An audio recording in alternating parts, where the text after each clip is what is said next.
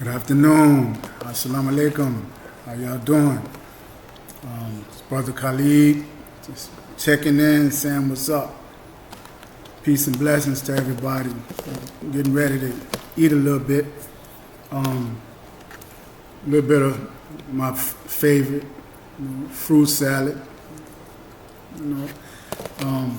Shout out to my beautiful queen, who's an excellent psychotherapist and a holistic nutritionist, who's always showing me what to eat and what herbs to take, from things like lemongrass and ashwagandha and various other things that's designed to help the immune system, help the body's cells re-energize and repair, helping my brain to be detoxified, colon cleansings, all the necessary stuff to regain vitality that is ultimately lost when you do time in prison. And by me doing over 2 decades, even though I did try to stay healthy, I did try to find the best of what I had, you still succumb to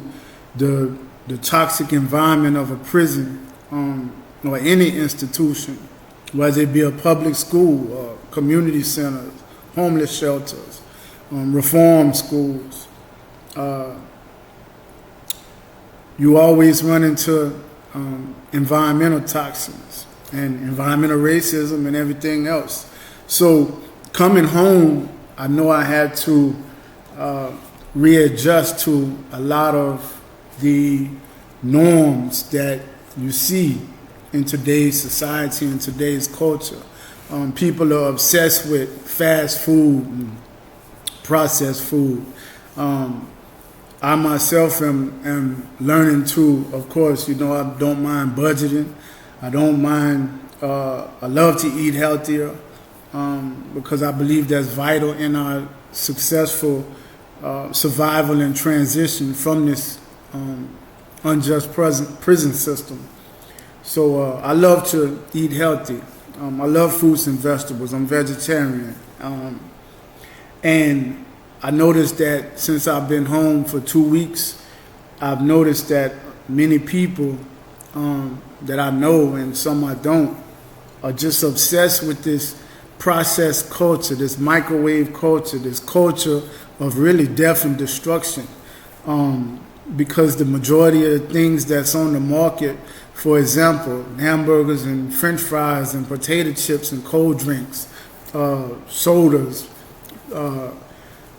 sugary drinks, all of this stuff deteriorates our mind, our body, our soul, our strength. This stuff takes away our vision, and it takes away our thinking ability, our sharpness, our clarity of mind. It takes away our body's vitality, and so many other things. So I'm very appreciative to all the people that really helped me over the years and stuck with me. I'm appreciative to my family, and I'm appreciative to all the other people that's struggling to make it home, to do good, and to represent, black excellence, excellence for those of us who come up from this system, and those of us who survive and make it home and try to tell our stories to help our people and to help those who still behind the walls trying to get free. So shout out to everybody who's still struggling. Shout out to people that, I'm in Louisiana. Louisiana prison system is one of the most notorious for taking advantage of the ignorant and the poor, or the under-resourced and underdeveloped. Mental health is running rampant. Places like Angola State Penitentiary, which is formerly a slave plantation, still a plantation, but directly related to the chattel slavery, the Ma'afa, the slave trade, and that genocide and murder of black Africans. And Angola was complicit in that, and still is today with this unjust incarceration system. One of the things that I learned by being in the prison system is that it has no picks and chooses, and it will devour anybody who's not conscious, anybody who's not paying attention, especially for most of our young brothers and sisters who are functionally illiterate, who can't read, who don't know their rights, who don't know how to fight their case. So they depend on a court-appointed attorney who most often in this state, which is being a lawsuit state, this state loves lawsuits. Most attorneys get in the business to file on the civil side doing lawsuits. There's not too many people that's going into the criminal justice side defending poor clients or poor defendants or poor people who catching cases. In this state, and a lot of times some are guilty, some are not guilty, but regardless, the due process that is afforded to us are supposed to be by the U.S. Constitution and the Louisiana Constitution, if they ever follow it, we're supposed to be afforded a due process to be treated fairly, to be treated with equity, and of course justice. You know, we know that, but that's another topic. In this state, many people have no knowledge or no clue of what they're doing when we go to court or when we get arrested and arraigned. So the system is like a conveyor belt or a railroad line, or just a conveyor belt, just moving people along in the process. And in that process, if you're not conscious, then you get lost in it. And so I send a shout out to everybody who's been struggling and striving to not get lost in it, and those of us who trying to do something about it and help those who can't really help themselves.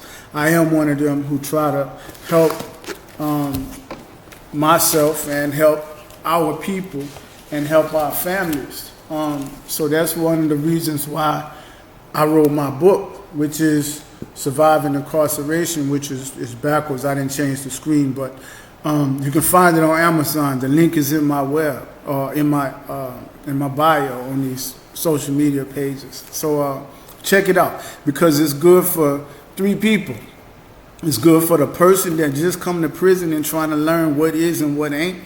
That's going to help him survive and go home happy and healthy, which is the title of my book, Surviving Incarceration. 4 simple steps for you or your loved one to return home happy and healthy. The book is for 3 people. Those who just go into prison and don't really know, and they don't know what to do or don't know how to navigate, or they uneducated or things like that. Those are very important details about the individual. So I try to give guidance in that.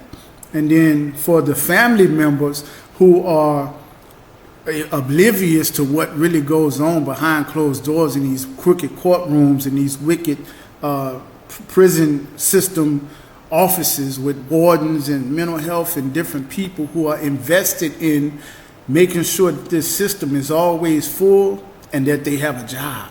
So our families pay for phone calls and interaction through the mail and coming to visit and paying the gas money to come visit and putting money on the books, and it's just exorbitant fees all around the board. So our families are automatically involved with this, intrinsically. So my book also gives guidance and help to them, and also hope and vision, because that's what we need, and we need to stick together because it takes all of us in unity to fight.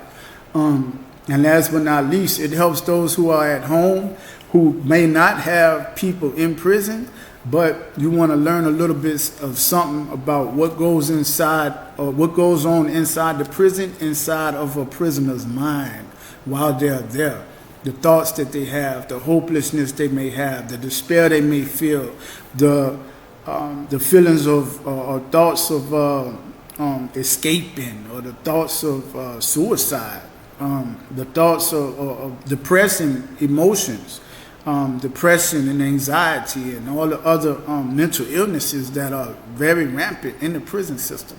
So I just wanted to say, go get my book, because I tell a story that benefits all of us and helps all of us.